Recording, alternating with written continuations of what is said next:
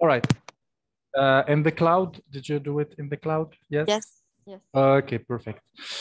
Alors, one last thing, je lance mon live.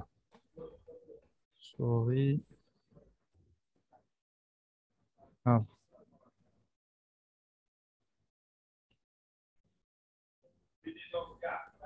ok. Alors, entre-temps, donc, nos challengers, je rappelle pour Tijani qui vient nous rejoindre, qu'on est aujourd'hui, que je remercie d'ailleurs d'avoir accepté notre invitation, parce C'est que, moi qui vous remercie pour votre invitation alors, aussi. je rappelle un peu les faits, c'est un contact entre Karim Brouri et c'est Karim Tijani. À la base, عيطنا له باش نسقسوا على النار. À la base. Exactement. Il y avait les feux à Skikda et dans toute la région. Et d'ailleurs, Qui est notre région à tous les deux, à Karim, qu'on a en commun, Skikda. exactement. Donc, affaire تاع سكيكديين ما بيناتهم راك تسمع معاذ un Exactement. autre parmi nos challengers. Donc, بدات هكا الحكايه. دونك هكا بدات الحكايه برا عيط له باش بك يسقسيه ومن بعد قلنا تفكرنا باللي c'est Karim, de par son expérience, est très impliqué dans les changements climatiques et dans Les questions l'écosystème, d'environnement en général. l'environnement en général, exactement. Donc, c'est pour ça qu'on a fait appel à lui, car comme vous le savez, parmi nos thématiques, il y a la lutte contre la désertification, pardon, les feux de forêt et l'économie, la production de l'eau. Donc, c'est dans ce sens-là qu'on l'avait invité pour faire le talk. Alors, mon PC est bon, l'enregistrement est bon. Je pense qu'on peut dès maintenant recommencer.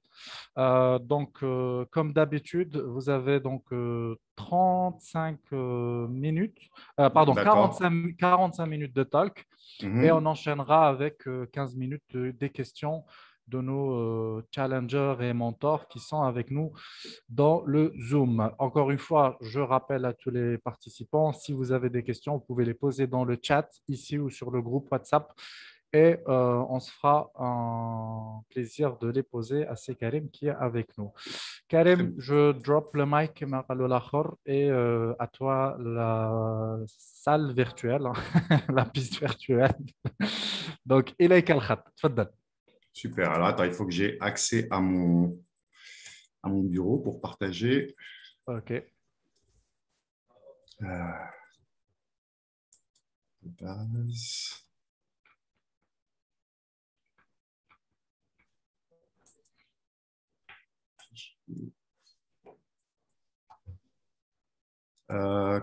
Comment je fais pour accéder à mon bureau, en fait? J'ai toujours ce petit souci. Alors, vous devez Désolé. revenir sur le Zoom, D'accord. l'application Zoom, et en fait, en bas, vous avez un bouton vert avec une flèche vers le haut qui écrit écran Écran. partage. Ouais, voilà, Voilà. justement. Et Cliquez, là, et ouais, là, vous pouvez choisir donc soit une application, soit tout l'écran de votre PC.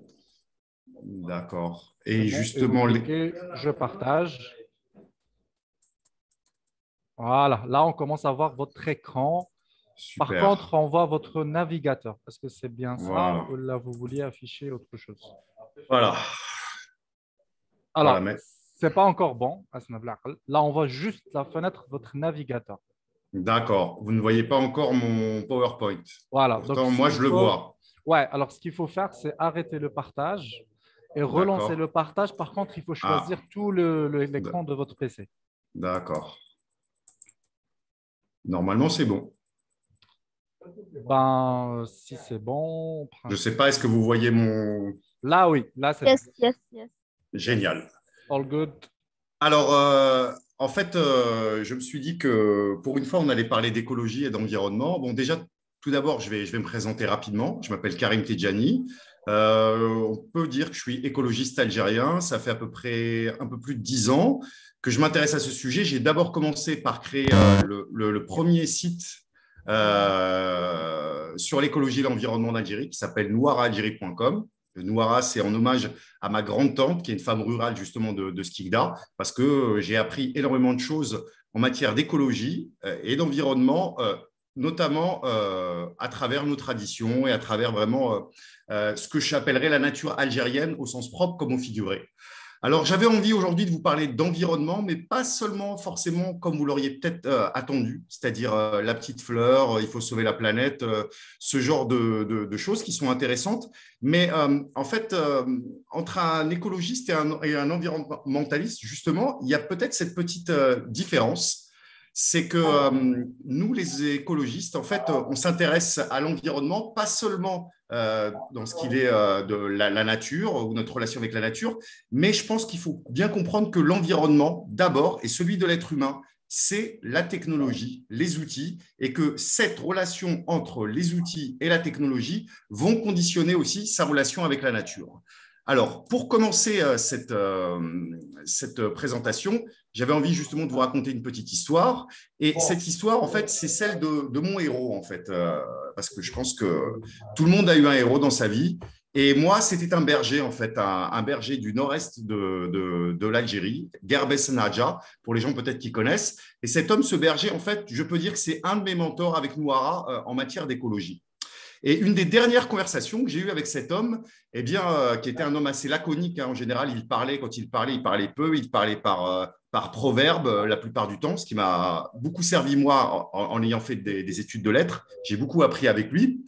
Et la dernière conversation que j'ai eue, eh bien, elle a concerné cet objet, cet outil.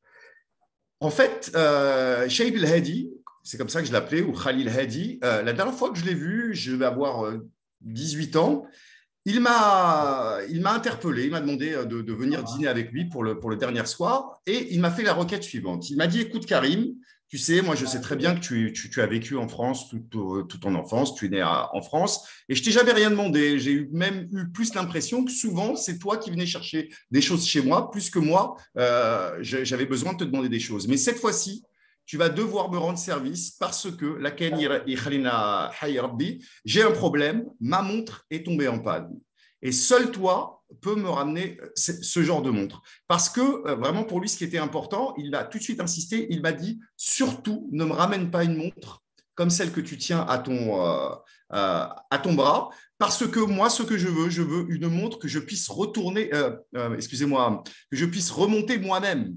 Je veux une montre que je puisse remonter moi-même parce que j'ai envie de demeurer responsable en fait de mon temps.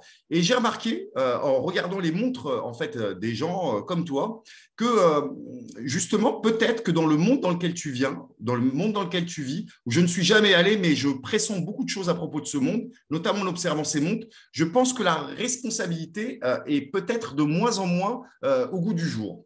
Et c'est comme ça qu'il a commencé à me parler la relation avec la nature, justement, il m'a dit, dans le monde où tu vis, je pense, je vais te donner un conseil, moi je suis berger, hein, donc je ne peux pas te donner des conseils sur beaucoup de choses, mais je te dirais que quand tu manges de la viande, renseigne-toi toujours en fait sur ce que c'est la bête à manger et qui l'a élevée, parce que c'est très important pour ta santé en fait de savoir ça. Et il a commencé à me faire un cours sur les vertus du mouton, de la vache, et puis en me vantant vraiment la chèvre comme étant la viande la meilleure, parce que la chèvre justement a une alimentation très variée, qu'elle sait profiter de la biodiversité en fait, en tirer parti au maximum. Et ce qui m'a fait vraiment étonnant, et c'est un petit peu l'introduction de cette présentation, c'est que quand je suis retourné en France, eh bien, quelques mois plus tard, il a été question il y a eu ce fameux, peut-être certains d'entre vous se souviennent, du scandale de la vache folle. Et qu'est-ce qu'on a commencé à dire? On a commencé donc à révéler qu'il y avait dans certains élevages, en France notamment, où on donnait à manger des vaches, de la farine de vache, en fait, notamment des os de vache qui étaient moulus et qui servaient de nourriture pour les vaches. Et c'est à ce moment-là qu'on a commencé vraiment à parler de la traçabilité et de dire que sur les viandes de qualité, il devrait y avoir absolument marqué ce que la bête avait mangé et qui était l'éleveur qui l'avait élevé. Et c'est vraiment à ce moment-là que j'ai compris la force en fait de l'intuition de cet homme et surtout le fait, je pense, qu'il soit berger et qu'il soit maître en domestication. Vous verrez qu'au fur et à mesure de ma présentation, ce mot domestication, il va prendre un sens. Eh bien, j'ai compris en fait justement comment, à travers un outil, il pouvait analyser une société. Voilà. L'environnement, il y a beaucoup de façons de le définir, mais je pense que la définition la plus simple, à mon humble avis, c'est tout ce qui nous entoure, que nous entourons, qui nous influence et que nous influençons. Et c'est quand on commence à prendre justement conscience de cette dimension de environnement, hein, qui vient du mot environ, donc vraiment il y a cette notion d'entourer, d'être entouré, eh bien qu'on comprend que parler d'environnement, ça ne peut pas être seulement parler de la petite fleur ou de parler de la nature, parler des changements climatiques. Il faut vraiment voir pour chaque espèce, et notamment la nôtre, quel est son environnement. Et l'influence eh bien, des outils, je pense, et de cet environnement, il est capital. Et pour vous donner un petit exemple, on va voir par exemple au Moyen-Âge jusqu'à la Renaissance, eh bien, pour avoir accès à l'information, et notamment aux livres, eh bien, cette information, elle était monopolisée par une caste de copistes, de moines, de prêtres. Et pour avoir accès à l'information, il fallait forcément passer par une initiation, passer par une communauté pour avoir accès à cette information. Et cette information ne vous était jamais donnée comme ça. Elle était commentée et elle était vraiment, comment je pourrais dire, oui, elle était commentée et elle était prémâchée pour vous. Et en fait, pourquoi je parle de ça? Parce que quand on parle des temps modernes, il y a beaucoup de repères, hein. Il y a les gens qui parlent de la découverte des Amériques, il y en a d'autres qui parlent de l'invention de l'horloge. Et on oublie peut-être que la grande révolution en fait, qu'il y a eu à la fin de la Renaissance, eh bien, ça a été l'invention de l'imprimerie. Parce que avec l'imprimerie, avec cet outil, en fait, le savoir est enfin devenu accessible à un plus large public, peut-être pas à tout le monde, mais tous les gens qui savaient lire, un public qu'on va appeler laïque. C'est-à-dire, il faut se rappeler que laïque, ça ne veut pas dire qui n'est pas religieux, mais qui est en dehors du clergé, en fait. Et ce qui est très intéressant de voir, c'est que le premier livre qui a été traduit, qui a été, excusez-moi, imprimé, eh bien, ça a été je pense que vous le savez tous, ça a été la Bible donc, de Luther. Et ce qui est très important et très symbolique, c'est justement, ça va être le début du protestantisme parce que justement cette relation qu'on peut avoir avec le livre directement, sans passer par une école, sans passer par un clergé, pouvoir lire un livre et l'interpréter de façon autonome, eh bien, c'est la grande révolution aussi que cet outil a amené. Ici, par exemple, autre preuve de l'influence, en fait, à quel point les outils sont un environnement, eh bien, c'est cette machine qui est la machine à écrire de Nietzsche, Nietzsche le philosophe, et Nietzsche qui est un philosophe qui est réputé pour son style vraiment très romantique, très luxuriant, très exacerbé, et vers la fin de sa vie, il a commencé à avoir du mal à écrire et il s'est fait fabriquer une machine à écrire. Eh bien, ce que beaucoup de gens ont constaté, c'est qu'à partir du moment où il a commencé à utiliser cet outil, eh bien, son style est vraiment devenu beaucoup plus laconique, télégraphique. Et c'est vraiment, beaucoup de gens ont fait remarquer à quel point l'influence de l'utilisation en fait, de cette machine à écrire a joué sur le style littéraire et la pensée d'un grand penseur comme Nietzsche. Ce qui nous fait penser qu'aujourd'hui, souvent, on compare l'ordinateur au cerveau humain. On a tendance à penser que, en fait, l'ordinateur est pensé comme le cerveau humain, mais peut-être que, au contraire, au fur et à mesure que nous utilisons des ordinateurs, eh bien, cet environnement, tout l'environnement du digital et du numérique, eh bien, influe plutôt sur notre manière de penser. Homo faber, pourquoi? Parce que il est clair que l'homme, l'être humain, c'est vraiment un fabricateur d'outils. C'est notamment Benjamin Franklin qui l'a dit, mais c'est vrai que, et si j'ai choisi cette image de la main, je pense que pendant très très longtemps, l'homme, la relation qu'a eu l'être humain avec son environnement, la relation peut-être la plus dynamique, la plus proactive, eh bien c'est avec sa main. Et ce qu'il faut observer aujourd'hui, c'est que justement, quand on parle de digital, je pense que vous savez toutes et tous que digital, ça vient du mot doigt, et bien qu'aujourd'hui, au fur et à mesure que nous avançons dans notre environnement, nous sommes de moins en moins des fabricateurs d'outils. Par exemple, mon grand-oncle, elle a dit, il y avait beaucoup d'outils qu'il fabriquait lui-même, ou en tout cas, il utilisait même des outils assez simples qu'il comprenait et qu'il pouvait adapter. Aujourd'hui, nous sommes entourés d'appareils,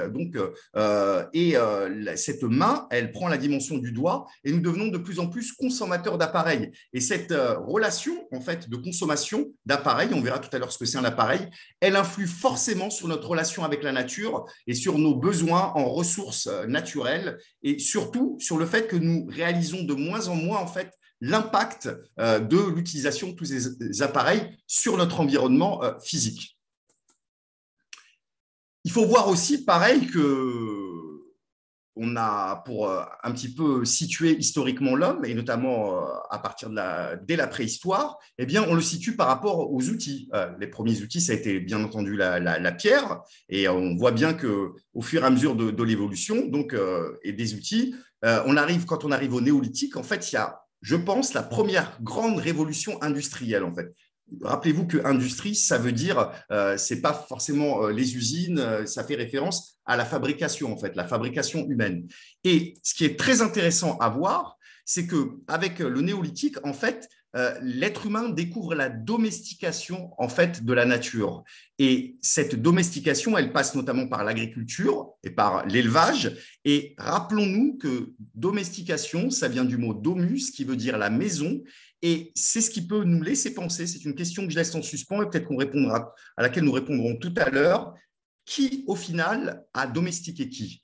Qui a mis dans une maison l'autre? Est-ce qu'aujourd'hui, c'est l'homme, l'être humain qui travaille pour le blé ou c'est le blé qui travaille pour l'être humain? Comment une espèce, par exemple, je vais prendre le blé plus particulièrement, comment une espèce qui était, je dirais, sauvage, à l'état sauvage dans un petit coin de la Mésopotamie, aujourd'hui a colonisé quasiment une grande partie de la planète et représente un élément essentiel de l'économie, en fait, et de notre civilisation. L'Algérie, rappelons-le, qui est troisième maintenant importateur de blé. Eh bien, cette question, elle est essentielle de savoir, en fait, est-ce que, au final, les outils, les instruments que nous utilisons, est-ce que ce sont est-ce qu'ils nous permettent de domestiquer ou est-ce qu'ils, au final, ne nous domestiquent pas? Et cette révolution donc, du néolithique, eh bien, je pense qu'aujourd'hui encore, on n'en est pas sorti, en fait, que toutes les révolutions industrielles qui ont suivi sont basées sur cet esprit de la domestication et donc de cette relation avec la nature qui est ambivalente, en fait, de à la fois maîtrise, mais aussi de profonde influence. La technique, il faut savoir que d'ailleurs, jusqu'au Moyen-Âge, le mot nature n'existait pas. Et chez les Antiques, quand on parlait de technique, ça représentait autant les arts que justement ce que nous appelons aujourd'hui la technique. Et il faut voir donc que notre relation à la nature, justement, et cette séparation qu'il y a eu entre culture et nature, elle s'est faite au fur et à mesure. Et notamment, un moment très marquant, c'est la révolution du XVIIe siècle, la révolution scientifique, vraiment, où là, on est passé de l'intuition, parce que les Grecs, quand même, les Antiques, ont réussi à découvrir beaucoup de choses, à pressentir beaucoup de choses sur l'environnement, notamment le changement climatique. Théophraste, c'est un des premiers qui va en parler. Les atomes, avec les atomistes, mais tout ça a été fait sur l'observation et sur l'intuition à partir du XVIIe siècle, et notamment parce que de nouveaux outils en fait apparaissent, eh bien la relation avec la nature, elle va changer et on va passer de l'intuition vraiment à la raison, à la logique. C'est là qu'on va commencer aussi à classifier les espèces. On va commencer vraiment à voir que la Terre, eh bien, elle est ronde et avoir on va aussi commencer à avoir une vision de plus en plus finie en fait de notre environnement, beaucoup moins abstraite et beaucoup moins infinie. Et c'est comme ça qu'on va passer de la biologie à l'écologie. Parce que ce qui va différencier l'écologie, on va le voir, c'est que l'écologie, ce n'est pas seulement une science de la nature, mais c'est vraiment une science qui va s'intéresser à beaucoup de domaines et qui est très, très proche de la sociologie, notamment, et de l'économie. Il faut voir que les premiers, quand on parle d'écologie, souvent on parle du 19e siècle ou même on parle même la plupart du temps des années 70 du siècle précédent. Mais il ne faut pas oublier que des gens comme Alexander von Humboldt, des naturalistes qui ont fait de grandes expéditions et notamment qui ont profité de toute cette technologie, en fait, hein, de tous ces outils, ces instruments de mesure qui étaient arrivés sur le marché. Eh bien, par exemple, Alexander von Humboldt, pareil, lui, au XVIIIe siècle, il a fait énormément de découvertes et notamment, il a parlé aussi des impacts de l'activité anthropique, non seulement, donc l'activité humaine, non seulement sur la nature, mais aussi sur le climat. Il faut aussi prendre conscience que si l'écologie, en tant que science, elle a été largement conçue, pensée par des Européens, eh bien, elle a été largement pratiquée et développée dans les colonies. Et par exemple, en Algérie, rappelez-vous qu'une des premières, une des premières constructions qu'il y a eu en Algérie, c'est le jardin d'essai. Et il suffit de s'intéresser un petit peu à l'histoire de l'écologie et de la colonisation pour voir que l'écologie a servi notamment la lutte contre la désertification, a été un argument en fait de la colonisation française pour justifier l'accaparement des terres et la colonisation de l'Algérie. Parce que le grand message à l'époque, c'était de dire que l'Algérie était le grenier de Rome à une époque, elle a été florissante, magnifique et que verte, et qu'au fur et à mesure, avec notamment l'arrivée des agro-pastoraux arabes, eh bien, elle a commencé à se désertifier et qu'il fallait absolument sauver cette terre magnifique de cette action négative. Et aujourd'hui, par contre, on sait très bien, notamment je vous conseille un livre qui s'appelle justement Les mythes environnementaux de la colonisation française, qui est écrit par une historienne de l'environnement, Kate Davis, qui explique justement à quel point ça a été une mythologie, cette histoire justement de la désertification qui serait venue à partir d'une époque. L'Algérie, par exemple, c'est un territoire qui peut-être est un des plus à l'avant-garde du changement climatique et de la désertification. N'oublions pas que le désert, le Sahara, il y a des dizaines de milliers d'années, a été une savane humide, en fait. Donc, voilà. Donc, pour réaliser que l'écologie, elle est née aussi dans les colonies. Et beaucoup de découvertes ont été faites dans les colonies. Alors, Darwin aussi, il va jouer un rôle très essentiel, en fait, dans cette conception de la nature. Il va amener la dynamique, une vision dynamique, et puis il va amener aussi le hasard. Mais il ne faudrait peut-être pas oublier que des gens aussi, des économistes comme Adam Smith, en parlant de l'économie de la nature, et ce n'est pas le seul, avant d'utiliser le mot écologie, souvenez-vous, donc vous voyez que dans écologie et économie, eh bien, il y a le éco qui est le radical commun, eh bien, on a pendant très très longtemps, on a toujours, et même encore aujourd'hui, il y a toujours eu une relation entre la nature et l'économie. Et il y a beaucoup de termes comme développement, comme habitat, eh bien, qui sont directement tirés de la biologie et ainsi de suite. Il y a beaucoup de conceptions de la nature aujourd'hui qui sont liées à des visions de l'économie, comme le développement durable, par exemple, pour ne citer que lui. Alors, la personne qui va vraiment poser le mot écologie, et pas qui va inventer cette science, mais qui va vraiment la poser, c'est un certain Ernst Haeckel, qu'on a vu tout à l'heure à droite, à côté de Darwin, parce que déjà, c'était vraiment un disciple de Darwin. Et surtout, lui, justement, il va créer ce mot. Alors, Ernst Haeckel, en 1866, donc il crée ce mot. Ernst Haeckel, c'est un personnage vraiment de son époque. Il est à la fois philosophe, il est naturaliste et il est peintre. Et ça, c'est très important. Je vous expliquerai d'ailleurs tout à l'heure pourquoi j'ai choisi ce livre, The Art of Science. Et bien donc, Ernst Haeckel, quand il va créer le mot oikologia, donc un néologisme qui est tiré de deux termes grecs que je vais vous expliquer tout à l'heure, eh bien, c'était directement pour montrer la relation qu'il y avait entre l'économie, en fait, pour placer l'étude de la nature et de l'économie vraiment comme en symbiose. Le livre que vous voyez ici, en fait, c'est un livre qu'il a sorti à l'époque où il était naturaliste, parce qu'il était aussi peintre. Et avec son microscope, il s'est amusé en fait à décider des organismes microscopiques marins. Tous ces organismes que vous voyez là, eh bien, il en a fait un livre et ce livre a énormément influencé beaucoup de designers et il a même été à la base d'un style artistique qui s'appelle l'Art Nouveau. Donc, encore une preuve de l'influence, en fait, non seulement de la technologie, puisque c'est grâce au microscope qui va nous révéler une dimension de la nature, eh bien, cette dimension-là, elle va avoir une influence carrément aussi sur notre façon de concevoir notre environnement et de bâtir cet environnement et de produire aussi les objets qui nous entourent et qui nous influencent, que nous entourons et que nous influençons. Donc, écologie, néologisme donc fondé sur deux termes du grec ancien. Le premier, oikos, donc oikos et logia. Oikos, ça veut dire quoi? Oikos, ça veut dire la maison et ça veut dire la famille étendue. Et je pourrais même vous le traduire dans deux mots courants dans nos langues vernaculaires, c'est acham et c'est dar. D'ailleurs, souvent, je parle de darologie ou d'achamologie pour parler d'écologie. Et puis logia, ce n'est pas seulement la science, mais c'est aussi l'étude, le discours et la logique. Et c'est ce qui va faire que, logiquement, l'écologie, au fur et à mesure de son développement, elle ne va pas se limiter à être seulement une science, elle va aussi devenir un discours politique et une logique, c'est-à-dire vraiment un véritable paradigme de société.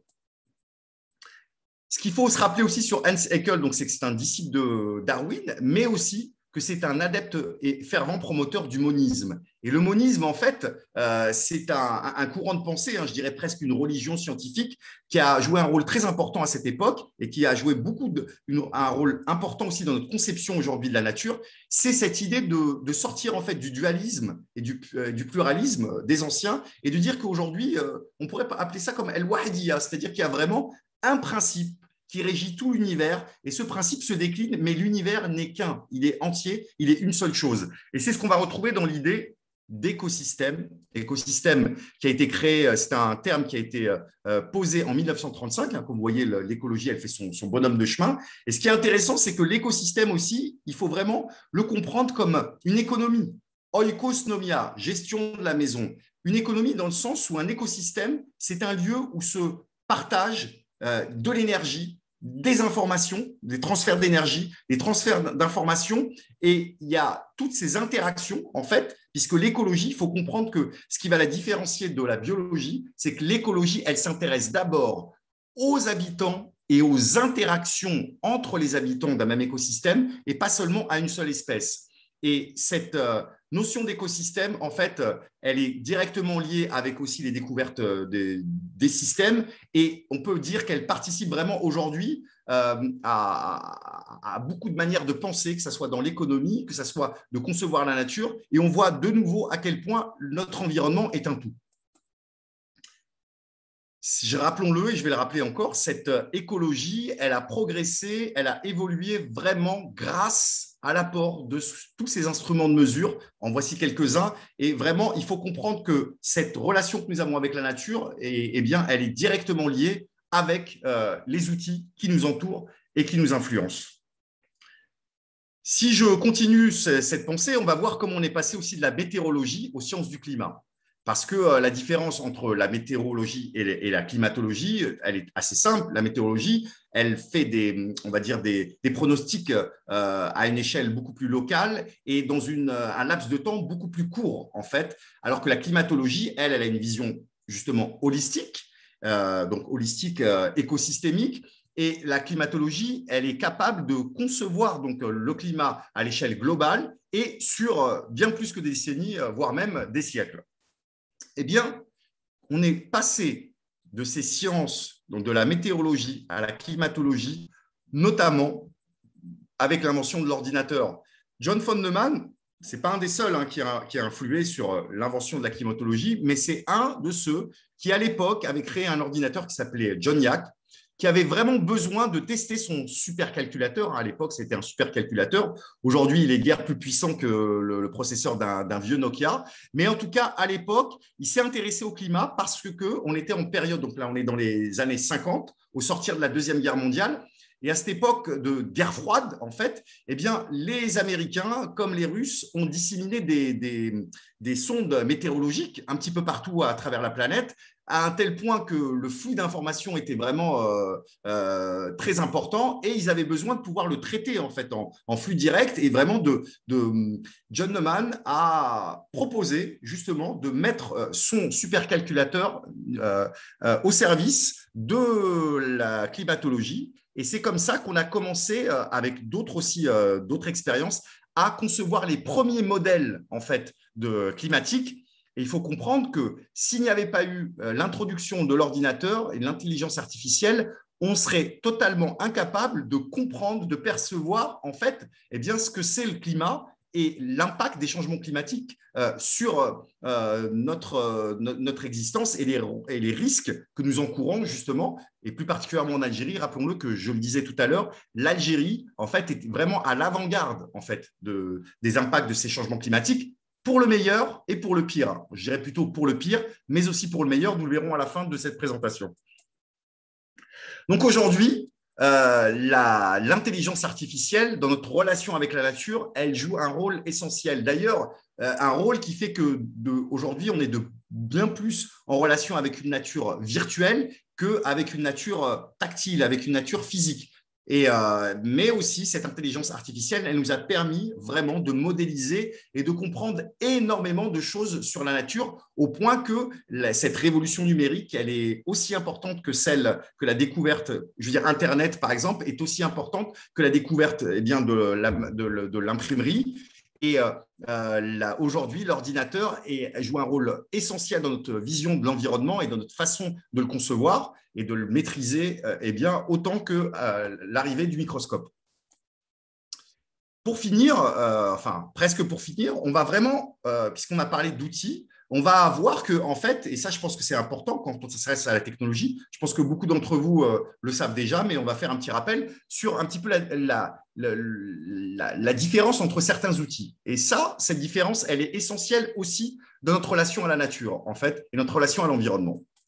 Bon, un outil, clairement, tout simplement, si on devait synthétiser, c'est un objet qui permet d'être le prolongement, la plupart du temps, de l'énergie, soit d'un être vivant, ou soit d'une machine, et qui permet d'avoir un impact direct ou indirect sur son environnement, justement.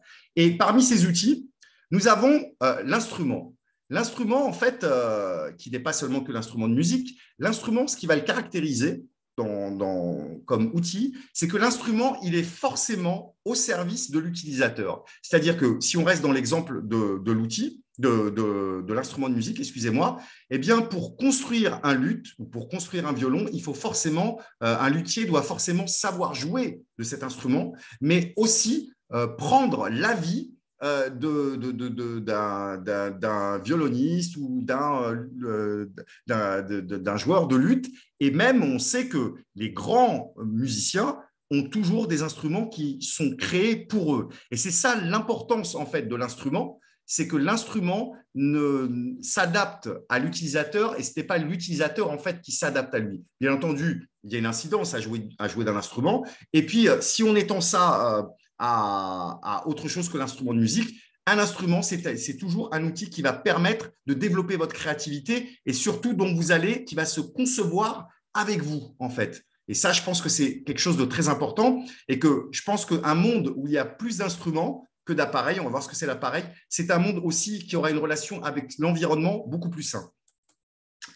La machine, en fait, qui se situe entre l'instrument et l'appareil, la machine, en fait, ce qui va la différencier d'abord, c'est qu'elle l'énergie, elle peut être le prolongement de l'énergie, elle peut décupler l'énergie d'un être vivant, mais la plupart du temps, elle a une énergie autonome, elle a une certaine autonomie. Et puis la machine, en fait, elle n'a qu'une seule utilité, en fait. Contrairement à un instrument, je ne parle pas seulement d'instruments de musique, mais on peut faire des instruments vraiment pour beaucoup de choses. Par contre, une machine à écrire, ça sert à écrire et pas autre chose. Et la différence avec l'appareil, c'est que la machine, en fait, encore, l'utilisateur peut la comprendre. Je prends toujours l'exemple de la 504, de la différence entre une voiture jusqu'à la 504 Peugeot et d'autres voitures où, en fait, nos grands-parents ou nos parents pouvaient encore, quand il y avait une panne, lever le capot et comprendre comment elle fonctionne. Tandis que l'appareil, et c'est ce qui va vraiment le différencier, c'est que l'appareil, en général, bon, le mot appareil, ça vient en fait à la base, un appareil, c'est un ensemble de rites religieux qui sont faits pas au même endroit, à des endroits différents, et qui constituent un seul rite, en fait. Et l'appareil aussi, c'est une petite pièce dans le gouvernail, entre le gouvernail et entre le manche du pilote. Et donc, un appareil, c'est un outil qui a une utilité, qui a un but surtout, qui échappe la plupart du temps à l'utilisateur. Et on va voir tout à l'heure, je vais vous l'expliquer avec un exemple de la nature, mais la différence, par exemple, entre ce qui fait que votre machine à laver d'avant était une machine et qu'aujourd'hui elle est un appareil, eh bien c'est l'électronique et aussi souvent que l'obsolescence de ces outils est programmée et puis aussi quand carrément votre frigidaire permet de récolter des informations sur votre moyen de consommation, eh bien là on voit aussi la différence entre la machine, l'appareil qui était encore une machine, excusez-moi, le frigidaire qui était encore une machine et le frigidaire qui est devenu un appareil. Et aujourd'hui nous vivons dans un monde d'appareils.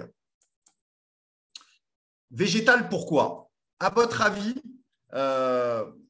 quelle est la relation entre le point commun entre cette pomme et ce téléphone portable?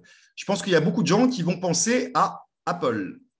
Mais en fait, ce n'est pas forcément ça. En fait, ce que j'aimerais vous expliquer, c'est qu'un arbre, quand il fait un fruit, eh bien, il ne le fait pas forcément, il ne le fait pas par pur altruisme pour vous donner à manger, ou pour donner à manger à d'autres espèces. Non, l'arbre, il a sélectionné, on pourrait dire, une cible qu'il a analysée, dont il a compris la sociologie, et son but, c'est que cette espèce, cet être vivant, ingurgite son fruit pour digérer en fait ce qui va nourrir avec les sucres et tout, mais par contre garder la graine dans son système digestif et cette graine, elle va au fur et à mesure, elle va ressortir après avec la défection et ce qui fait qu'aujourd'hui, bon, ça c'est le b.a.-ba de l'agriculture, mais c'est ce qui fait qu'en fait l'arbre vous donne un fruit pas pour vous nourrir, mais pour que vous plantiez d'autres fruits, ou pour que vous plantiez, excusez-moi, d'autres arbres, ou pour que ça vous donne envie de s'occuper de lui et de veiller sur lui. Et donc, l'arbre, comme le téléphone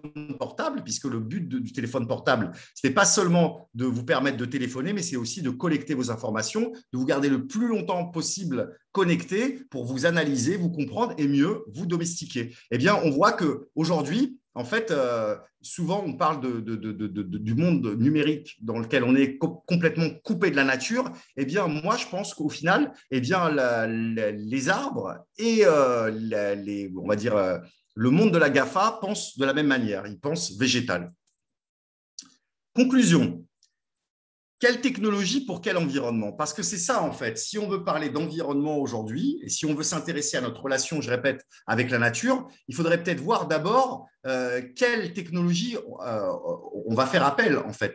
Et ces technologies-là, je pense qu'il y a deux types. Enfin, il y a deux types de technologies. Il y a les technologies qui vous rendent autonome et il y a les technologies qui sont hétéronomes. C'est-à-dire, il y a des technologies qui vous permettent de développer votre créativité, qui vous permettent d'être responsable, d'avoir la maîtrise sur votre environnement, d'être pas seulement influencé, mais aussi influenceur. Et puis, il y a des technologies eh bien, qui, elles, ont des buts cachés et qui vous rendent pas du tout autonome et qui ont plutôt tendance, comme le blé, ce végétal, à domestiquer l'homme, excusez-moi, à force de lui être utile, à force de comprendre comment lui être utile, eh bien, de la même manière, il y a des outils et des technologies qui peut-être sont très intéressantes, semblent nous rendre beaucoup de services, mais au final, faussent notre relation avec notre environnement et notre intelligence avec notre environnement, et donc forcément aussi notre intelligence avec la nature. Eau, énergie et démocratie. J'aimerais vous donner deux exemples.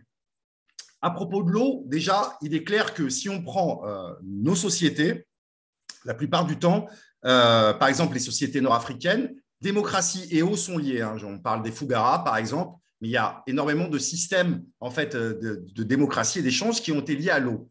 Mais si je vous prenais un autre exemple qui allie eau et énergie, je vous citerai l'exemple, eh bien, l'histoire de la machine à vapeur. Pourquoi ? Parce qu'il faut se rappeler que quand la machine à vapeur est arrivée, c'était une technologie pas du tout au point, très dangereuse et pas du tout attractive pour un chef d'entreprise, en tout cas s'il était totalement pragmatique.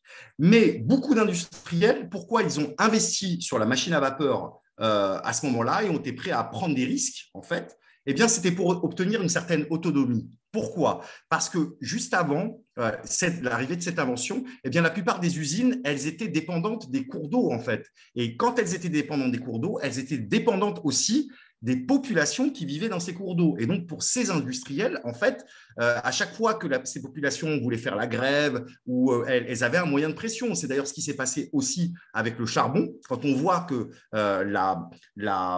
les plus grandes avancées sociales se sont faites avec le charbon, pareil, l'ère du charbon, parce que le citoyen lambda, l'ouvrier, c'était lui qui descendait dans la mine, et donc il avait un pouvoir de décision puisqu'il avait un pouvoir sur l'énergie. Et aujourd'hui, c'est tout à fait la même réflexion qu'on peut avoir sur l'eau et sur l'énergie. Par exemple, on peut imaginer aujourd'hui que si l'eau et l'énergie, par exemple l'énergie solaire, étaient pensées de manière beaucoup plus autonome, de manière beaucoup plus locale, démocratique, eh bien, ça donnerait aussi une relation entre gouvernants et gouvernés plus intéressante. Par exemple, imaginez si nous étions à la fois producteurs et consommateurs d'énergie, et pourquoi pas aussi producteurs et consommateurs d'eau, puisqu'on peut récolter, il y a tout un système qui pourrait nous permettre de récolter l'eau de pluie, de la filtrer, de l'utiliser, et pourquoi pas, de même qu'on pourrait vendre ou réinjecter dans certains réseaux nos surplus d'énergie, on pourrait peut-être aussi, dans un pays comme l'Algérie, eh bien, vendre ou réinjecter nos surplus d'eau, et ça nous permettrait justement de participer à un processus démocratique, en fait, communautaire, on pourrait dire, qui est très intéressant. Et c'est là où on voit que notre relation avec la technologie, quand la technologie reste plus un instrument qu'un appareil, eh bien, ça nous ouvre d'autres perspectives.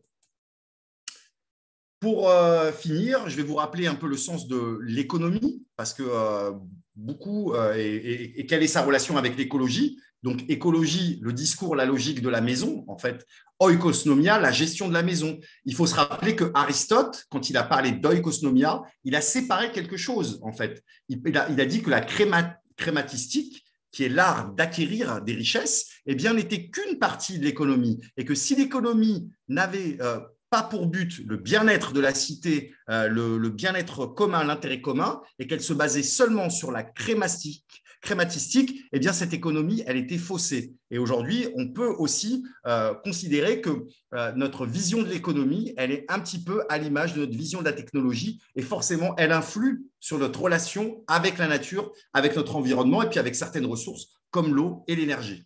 Et les impacts justement qu'elles ont sur, aujourd'hui, on arrive à un stade où carrément, on parle d'anthropocène, donc anthropocène, l'ère de l'homme, l'ère où l'être humain devient carrément une force de la nature, influe au point d'impacter même sur le climat. Et pour conclure, je parlerai justement puisqu'on parle d'eau, d'énergie, puisqu'on parle d'intelligence, de communauté, eh bien, en ce qui me concerne, je pense qu'il y a un véritable modèle de durabilité nord-africain, qui est celui des oasis. Alors, je l'appelle El Wahia, la voie de l'oasis, parce que je pense que autant dans certains pays, on peut parler de développement, autant peut-être dans nos pays, on conçoit beaucoup plus les choses comme une voie.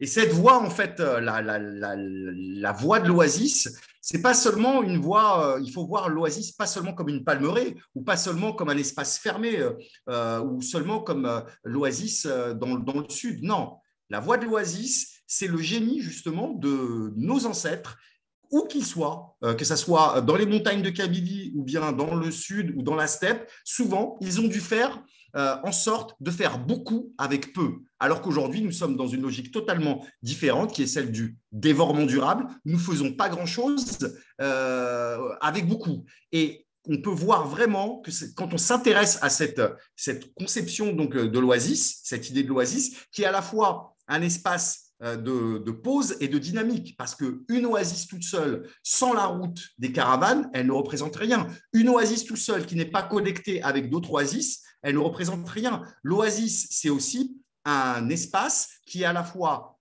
social, un espace économique, un espace agronomique, mais aussi un espace culturel. il ne faudrait pas oublier que pendant très longtemps, on conservait les manuscrits régulièrement plutôt dans le sud que dans le nord à cause de l'hygrométrie, en fait, du taux d'humidité. Et souvent, on faisait venir ces informations ou ces manuscrits dans ces oasis qui souvent aussi ont été créées à la base par des saints, ou souvent la rencontre entre des saints et des guerriers, donc on pourrait dire à l'époque entre le scientifique et le politique.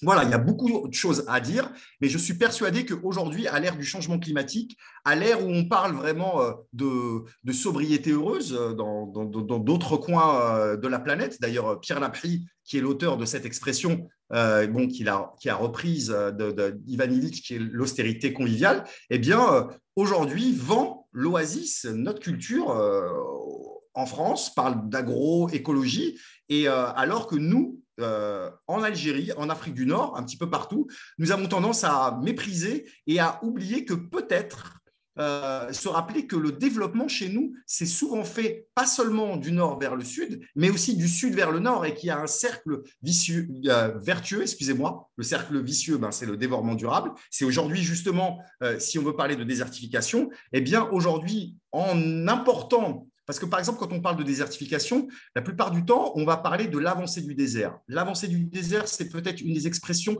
les plus trompeuses. Vous savez que l'environnement aussi, c'est des mots. Les mots sont des outils. Et cette expression, elle peut nous amener à penser des choses aussi aberrantes que le barrage vert, ou en tout cas de penser qu'il faut faire barrage au désert avec des arbres. La désertification est un phénomène qui s'installe là où la couverture végétale est affaiblie par des pratiques humaine, mais aussi par le climat, eh bien, cette couverture végétale, quand elle se met à manquer, elle n'est plus capable de garder la structure des sols et les sols deviennent de plus en plus vulnérables aux effets de la pluie, du vent. Alors, si en plus nous sommes à une ère de changement climatique, de réchauffement climatique, ces vents vont devenir de plus souvent des tempêtes, ces pluies vont devenir de plus en plus diluviennes et les matières, toute la vie qui est sur ces sols, qui tient sur en général 30 cm, eh bien, elle part et elle va s'écouler dans la mer. Et c'est comme ça que le désert s'installe. Et aujourd'hui, avec les pratiques agricoles que nous sommes en train non seulement de développer dans le nord, mais d'importer de plus en plus dans le sud, eh bien, c'est le nord aujourd'hui qui est en train d'amener le désert, même dans le sud, alors que nous devrions peut-être beaucoup plus, dans le nord, retrouver le sud qui est en nous, si je devrais dire, parce que je répète, un village, par exemple, pour prendre l'exemple de nos ancêtres chaouis, kabyles, eh bien, ce sont des gens comme les gens du sud qui ont dû faire avec des environnements à la fois des environnements quand même assez, je ne vais pas dire pauvres, mais en tout cas qui amenaient à être créatifs et à faire beaucoup avec peu.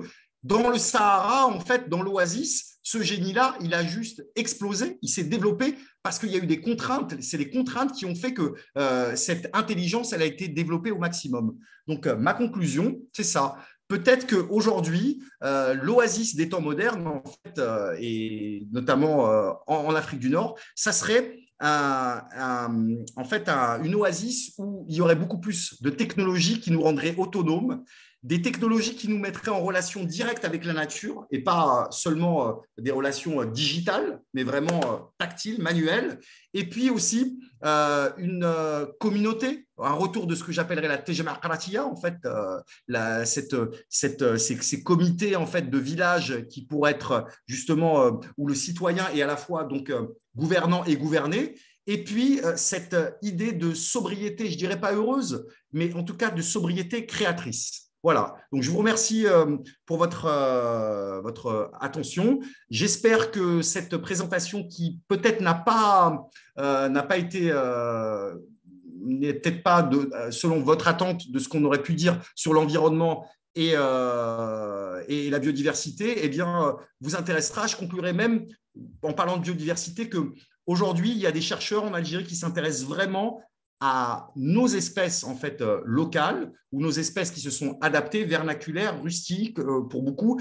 Et ces espèces sont de véritables mines d'information et d'inspiration, justement parce que ces espèces ont dû faire avec le changement climatique et la désertification depuis des millénaires.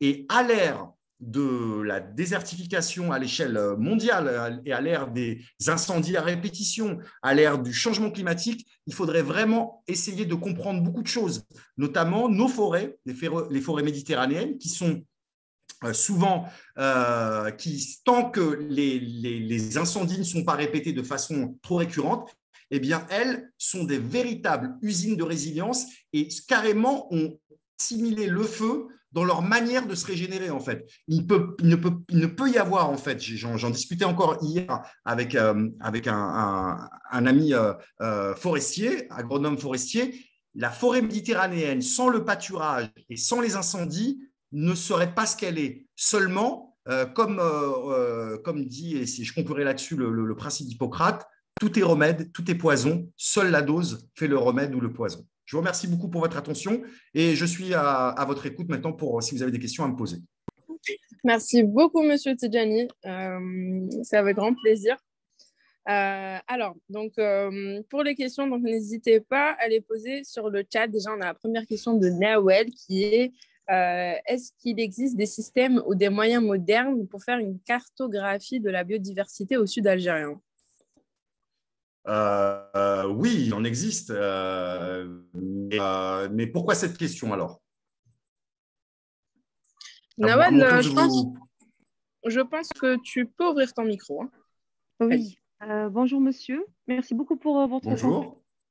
Ça m'intéresse vraiment parce que moi je vis au sud et puis je suis enseignante à l'université et chercheur et ça m'intéresse beaucoup de développer cet onglet-là, découvrir la biodiversité au sud algérien parce que plusieurs races sont en voie de disparition au sud, y compris les animaux sauvages, etc. Donc, il y a une chercheuse avec moi, docteur Delissi Habiba, une microbiologiste, qui m'a posé cette question parce qu'on a essayé une fois de faire cette cartographie, d'aller vers le sud, de découvrir les régions là-bas, mais il y avait beaucoup de difficultés, notamment les moyens de transport, etc. Les aides. D'accord. On n'avait pas eu d'aide ou bien un soutien. Donc, je ne sais pas, est-ce qu'on peut le faire nous-mêmes en tant que chercheurs ou bien enseignants, ou bien on doit vous pouvez vous rapprocher, par exemple, il y a deux chercheurs de l'université de Ouest, vraiment que je suis avec beaucoup d'attention, parce qu'ils sont en train de faire une véritable banque, d'abord de semences, que ce soit une banque vraiment génétique, que ce soit pour les végétaux, mais aussi pour les animaux. Et ils ont répertorié un maximum d'espèces rustiques, notamment des espèces de blé qui sont beaucoup plus résistants à la sécheresse, d'autres blés aussi qui résistent plus facilement aux parasites. Vous avez des espèces aussi locales. Je vais vous prendre un exemple vraiment qui pourrait vous faire comprendre l'intérêt aujourd'hui de mieux comprendre ça. Vous prenez la région de Naama, par exemple. Vous savez, Naama, à l'époque, il y avait une variété qui s'appelait le Hamalia, si je me souviens bien, qui était une variété d'ovins qui mangeait vraiment, qui avait un régime alimentaire assez délicat. Donc, il faisait vraiment attention, qui ne mangeait pas tout ce qui bougeait. Et ça permettait de garder un certain équilibre dans la steppe. Vous savez que la steppe, aujourd'hui, elle est complètement dévastée, et pas seulement par le surpâturage, mais en tout cas, c'est une… et vous savez que quand on a introduit l'espèce Ouled Jellel, eh bien, c'est une espèce, elle, qui est une chèvre sur pattes, enfin une chèvre avec de la laine, donc qui broute tout ce qui bouge, eh bien, ça a eu un impact vraiment considérable sur l'équilibre de cette région. Et tout ça pour dire que ce qui est aussi intéressant donc, avec ces deux chercheurs, donc, il y a Khaled Laïch, et puis et Ahmed El-Ali, ils sont de l'université de Oued-Souf. Vous pouvez me contacter en off, je vous mettrai en relation avec eux. Ils font un super travail. Vous avez l'association Torba aussi, qui avait commencé un petit peu à faire aussi cette banque de données. Et ce qui est vraiment intéressant dans l'approche de ces deux chercheurs, c'est qu'ils ont compris justement la voie de l'oasis. Ils ne sont pas seulement dans la conservation, ils sont dans la conservation, mais aussi ils sont dans la dynamique. C'est-à-dire que leur but, ce n'est pas seulement de faire le répertoire de ces espèces et de les garder comme ça conservées. Non, c'est de comprendre que la nature, elle est dynamique et ils sont en train de réfléchir à de nouveaux croisements, en fait, justement pour tirer un maximum de profit de cette banque de données. Voilà, j'espère que j'ai répondu à votre question. Oui, merci beaucoup, professeur. Je vous en prie.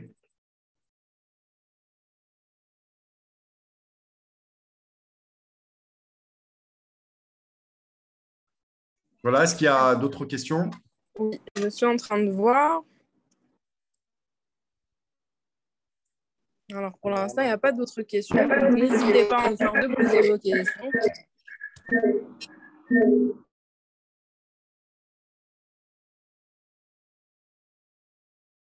Karim, tu n'as pas une question à me poser? Karim, tu as toujours des questions intéressantes et intelligentes à poser. J'essaie de brancher mon micro depuis tout à l'heure. Ah là, on t'entend là.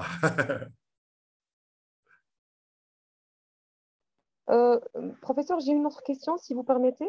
Ouais, je ne suis pas professeur, hein. Moi, je suis vraiment un écologiste passionné, mais je vous écoute. Merci beaucoup. Est-ce que ça existe un programme de protection, ou bien, comment dirais-je, protection de cette biodiversité en Algérie? Est-ce qu'il y a actuellement des programmes? Parce que vraiment au sud, on souffre de la chasse. Il y a des saisons pour la chasse, mais كاين هذيك الصيد في des périodes ماشي هما لي بيريود تاعهم légalement, mais ما كانش des lois, ما كانش un contrôle, je sais pas, ou vraiment la gazelle par exemple, هي قريت la gazelle, le guépard, كاين plusieurs. Vous êtes de quelle région, Ntia? Quelle est la région Théac? أنا je suis d'Oran, mais j'habite à Tamanrasset. Ah, Allah Ibarak. Tu as de la chance.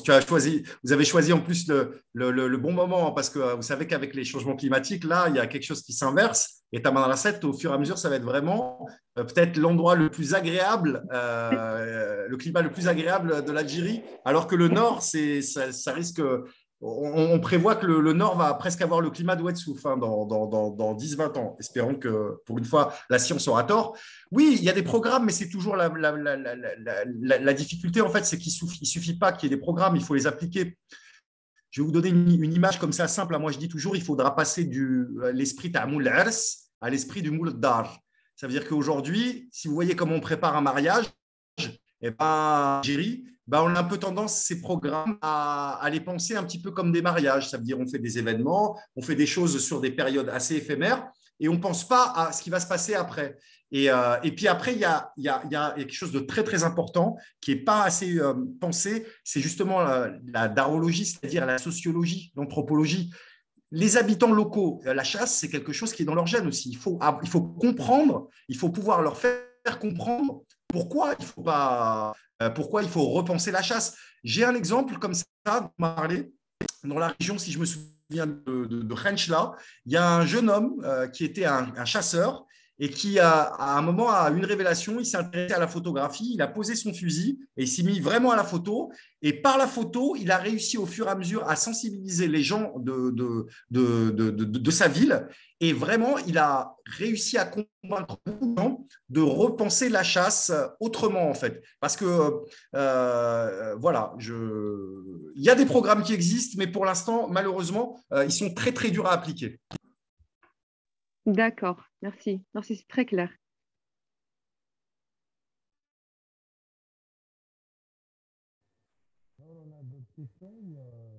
Je ne t'entends pas bien, Karim. Hein. Parce que j'ai peur de toucher ce que je ne peux pas toucher. Bon, je t'entends quand même, en entendant l'oreille, je peux t'entendre, mais…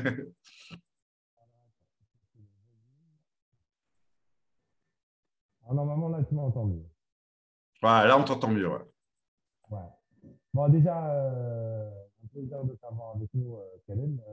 Je te remercie. Hein. Le concept d'analogie, moi, je le kiffe. Et le concept, enfin, le concept, c'est pas le retour à la source. Hein, le retour à la source. Par exemple, tu vois, le fait de parler de Sougara, moi, bon, ça fait des années que je suis sur le terrain avec les start-upers, les entrepreneurs, les talents, les vidéos, tout ça.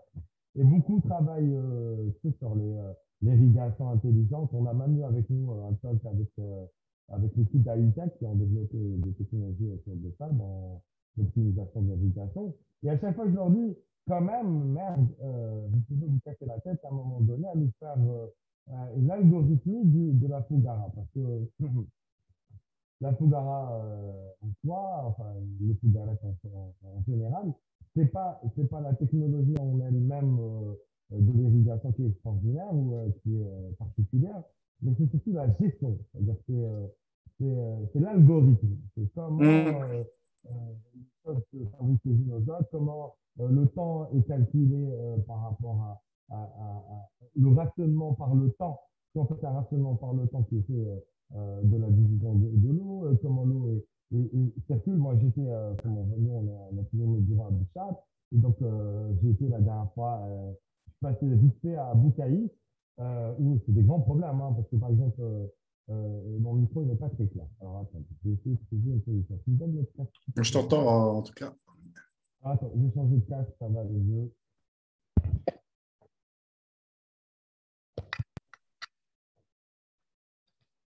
Alors. Super. Voilà, ça va aller mieux, encore plus fort. Plus fort que Pachralo, plus vite que Temtem. Plus vite que Temtem. Donc voilà, tu parlais des Fogara. Attends, voilà, on va avoir de technologie quand elle devient quantique. Alors, attends. Et voilà, ça y est, c'est bon. Donc, je disais, dans cette logique de Fogara, alors j'ai perdu un peu le fil d'idée, ça va revenir. Voilà, ouais, c'est bon. Et donc, on retrouve personne qui travaille sur cet algorithme. Hein, pourtant, c'est à mon avis un avantage concurrentiel certain dans le monde des startups et que nous pourrions adopter. Et il y a beaucoup de choses qui sont cachées comme ça dans notre culture. Et aujourd'hui, même à un niveau international, déjà cette conscience environnementale qu'on a perdue, hein, c'est pas encore qu'on découvre, on l'a perdue, on l'avait. Hein, je suis d'accord. Nos ancêtres, je devenais comment ils agissaient, ça découlait de source puisque le lien entre eux et la nature il n'y avait pas de limite et que la nature était eux et eux étaient la nature et donc du coup tu étais obligé de faire perdurer cette harmonie. Mais aujourd'hui, dans le monde de l'économie sur la planète, quand on parle de concurrence, donc start-up, de globalisation et même on parle de localisation aujourd'hui, en fait, on parle de la recherche des avantages concurrentiels dans les sous-cultures des pays.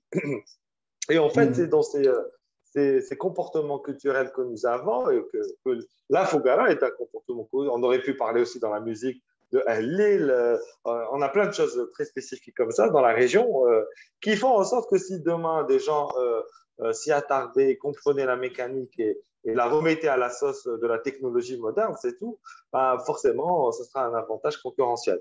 Donc, c'est des sujets à gratter. Si tu veux mon humble avis, la difficulté, bon, déjà, quand on parle des Fogara, il faut comprendre que les Fogara, c'est une région. En fait, en Algérie, tu as 3 systèmes, on va dire, de gestion de l'eau. Tu as Ahmes, chez Mozambique, qui est plutôt, l'oued passe, ils détournent l'oued et ils l'emmènent dans des nappes souterraines et après redistribuent dans les oasis, voilà, avec des systèmes inclus. Tu vois, ça, c'est le système Ahmes.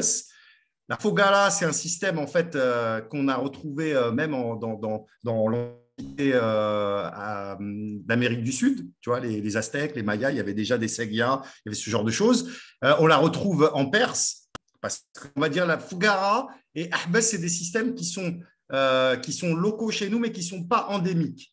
Le seul système endémique de gestion de l'eau, c'est les routes de Oued-Souf.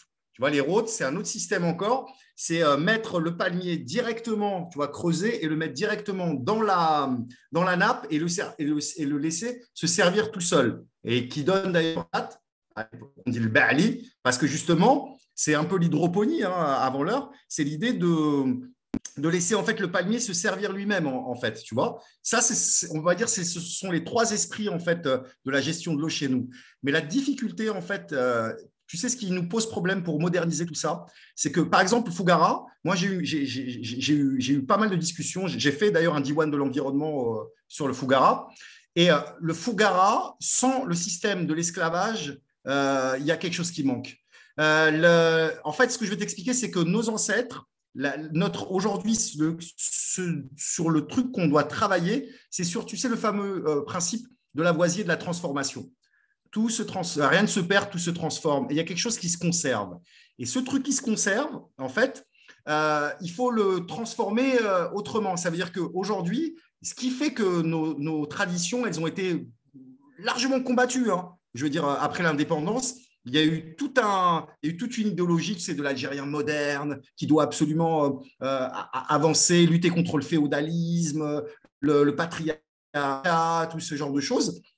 Et en fait, le problème, c'est qu'on a voulu lutter contre ça sans essayer de le transformer. Ça veut dire de comprendre le côté positif de cette tejmerkratia, cette façon de communauté, et puis d'enlever, bah oui, aujourd'hui, la relation avec la femme, la relation, voilà, l'esclavage, le féodalisme, tout ce genre de choses. Donc, c'est là où je répète, si tu veux mon humble avis, Karim, aujourd'hui, il y a un travail de sociologie, d'anthropologie.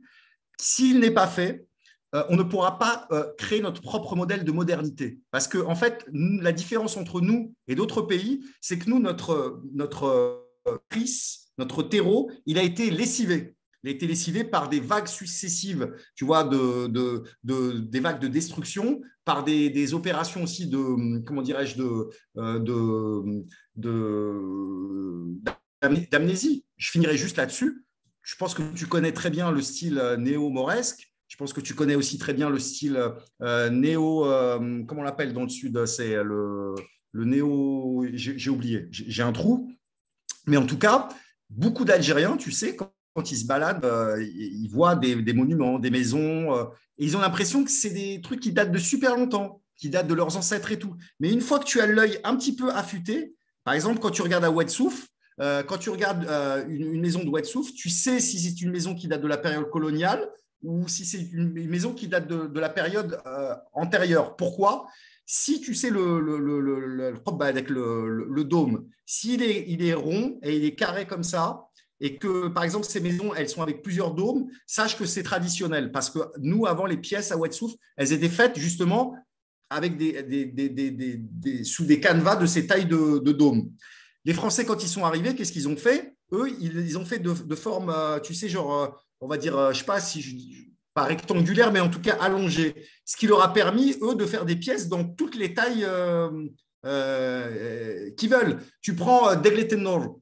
Degletenor, tu sais qu'en Algérie, on a plus de 900 variétés de dates qui ont été répertoriées et tout, avec des qualités vraiment différentes, et elles ont toutes quelque chose à apporter. Eh bien, c'est avec la colonisation qu'on a amené la palmeraie, déjà avec l'oasis, on l'a transformé en palmeraie, et qu'on a fait cette approche, on va dire, industrielle et de la monoculture, une autre chose. Dernier truc, quand on dit aujourd'hui Djelfa, la steppe, pays du mouton, tu sais qu'en fait, ce qui s'est passé, c'est qu'avant, les agro-pasteurs, ils traversaient tout le pays. Hein. Il y avait vraiment, justement, cette wahia, quoi.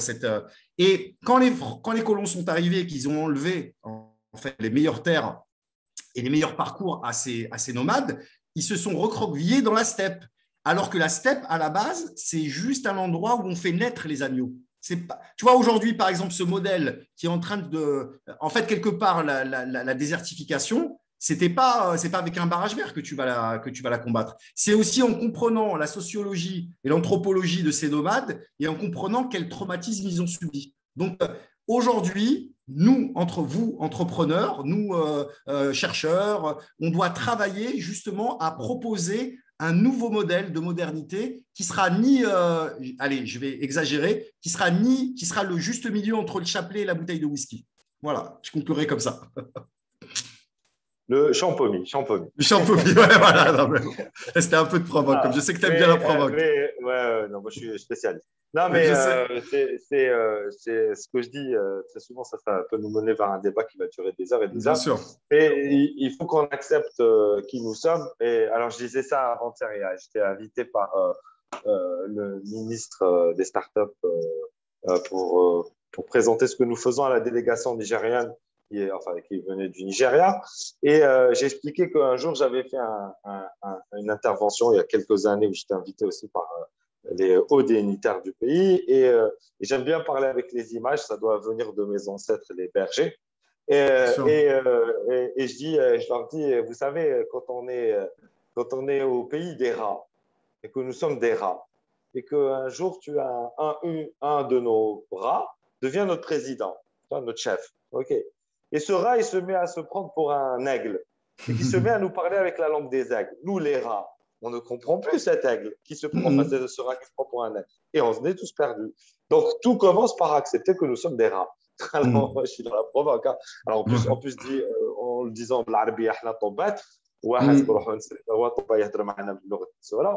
mais bon, tout ça. Tu sais, s'il y avait demain, je pense que quand les choses vont empirer, les scorpions, les rats, les cafards, les fourmis, c'est les espèces qui vont survivre. L'aigle, à mon avis, il n'aura pas beaucoup de chances de survivre. Donc pourquoi pas? Pourquoi pas? Mais bon, tout ça pour dire qu'aujourd'hui, les entrepreneurs en devenir ou que vous êtes, que nous sommes, devons garder à l'esprit cette relation que nous avons avec notre écosystème. Et, je pense en fait, il faudrait qu'en Algérie, si tu veux mon humble avis, on soit beaucoup plus humble et qu'on aille vers plutôt la low-tech. Parce que je pense que en fait, tu sais, Bourdieu, le sociologue, quand il a écrit un livre sur la sociologie de l'Algérie, je ne suis pas d'accord sur tout, mais il dit un truc, moi, qui m'a marqué. Il dit, je pense qu'à l'époque, si les Algériens ne sont pas allés vers la technologie, c'est qu'ils avaient un système communautaire tellement puissant et efficace qu'ils n'avaient pas besoin de technologie. Et je pense que quand tu regardes nos ancêtres, en général, c'est des génies en low-tech. Ils font des trucs super simples, super efficaces, mais qui marchent grave, mais surtout, ils ont la sociologie qui va avec. Ils ont l'organisation. C'est ce qu'on a vu d'ailleurs. Regarde, ces derniers temps, qu'est-ce qui nous a sauvés? Est-ce que c'est les Canadaires? Quand tu regardes au final, est-ce que c'est les Canadaires ou les concentrateurs qui nous ont sauvés? Non. Ce qui nous a sauvés, c'est le système d'organisation, c'est la solidarité, ce truc qui est génétique en nous, bon, qui n'est pas forcément encore géré la bonne gestion des fluides, mais malgré tout, on aurait pu avoir tous les concentrateurs et tous les Canadaires qu'il y a. Si on n'avait pas eu sur le terrain tous ces gens qui se sont bougés, toute cette organisation, il n'y aurait rien eu. Et je pense qu'aujourd'hui, les entrepreneurs qui veulent innover en Algérie, ils doivent comprendre ça. Ils doivent, à mon humble avis, je ne suis pas entrepreneur. Moi, je suis observateur. J'essaye je suis darologiste. Hein. J'essaye de comprendre l'écologie de mon pays au sens large du terme. Mais je pense que je pense qu'il y a beaucoup de niches à prendre justement dans cette sociologie. Parce qu'il y a beaucoup de gens, en fait, qui veulent travailler en Algérie, qui veulent faire des choses et qui n'arrivent pas à les développer parce que, tu sais, ils n'arrivent pas à dépasser… J'ai fait, moi, récemment une étude justement sur le développement durable en Algérie et je finis à la fin par parler de SPEFA ou d'ARDIEF. Je dis, tu vois, par exemple, le développement durable en Algérie, il n'a pas dépassé…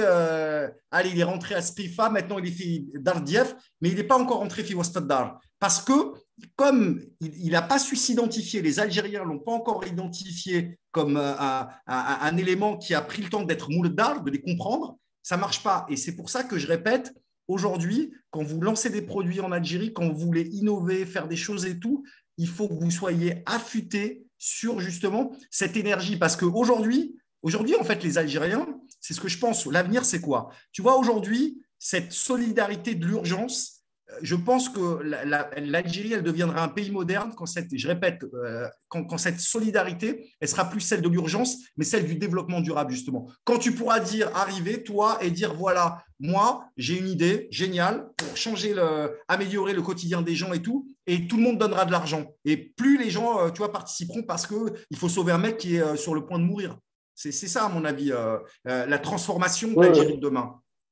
C'est puiser dans nos caractéristiques intrinsèques existantes très profondément, notre façon de raisonner. On ne peut pas changer, en fait.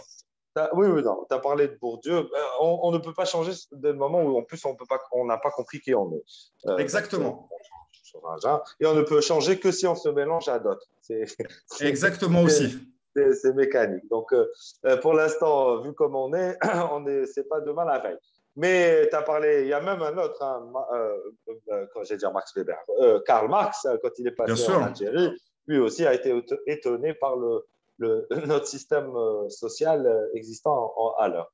Bon, bref, je pense qu'on a fait le grand tour de la question et là, on a ouvert même une parenthèse très intéressante qui, bien évidemment, nous fait tous constater le besoin d'anthropologues. Et je vous rappelle, même vous, les entrepreneurs, quand vous travaillez sur un produit, un service, une technologie, une solution, elle va être consommée par qui? Par des hommes, et avec un grand H, et forcément la science première que normalement on devrait tous utiliser pour développer tout ça, c'est l'anthropologie, hein, puisque votre premier sujet, la c'est sociologie. l'humain.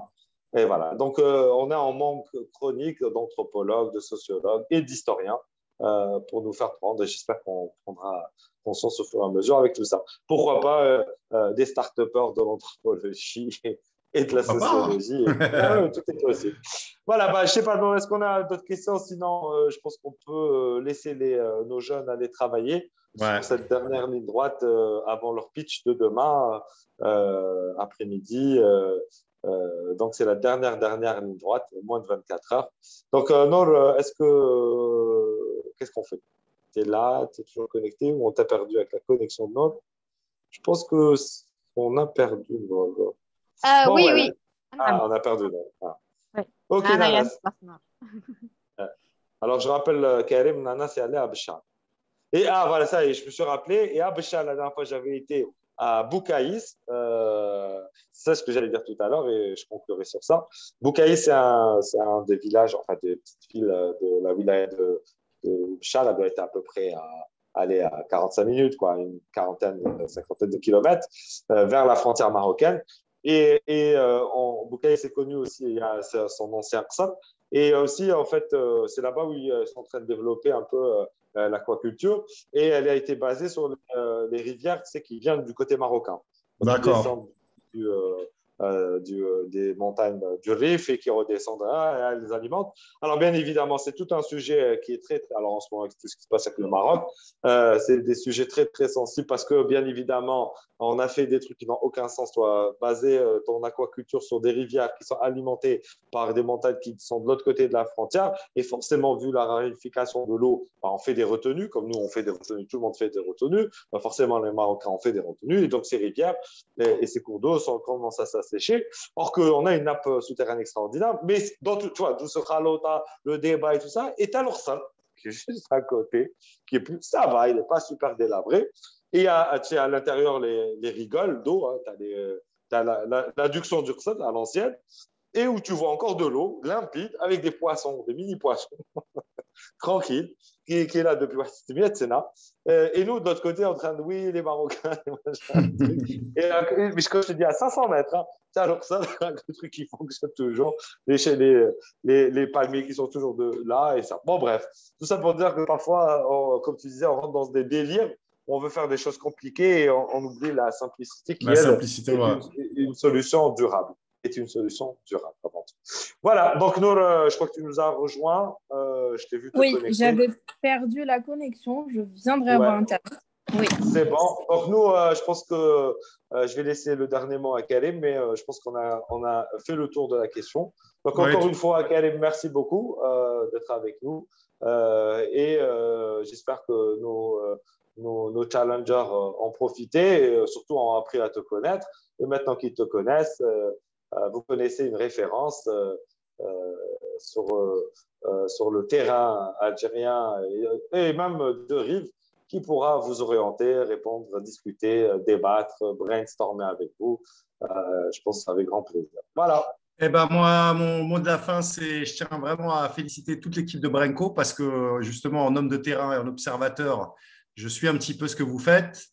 Et je trouve que vous êtes super dynamique et vous êtes justement dans l'esprit de l'oasis parce que vous êtes un petit peu partout, mais vous gardez un fil conducteur. Il y a une caravane là qui fait son truc et j'apprécie beaucoup le fait que vous soyez un petit peu aux quatre coins du territoire.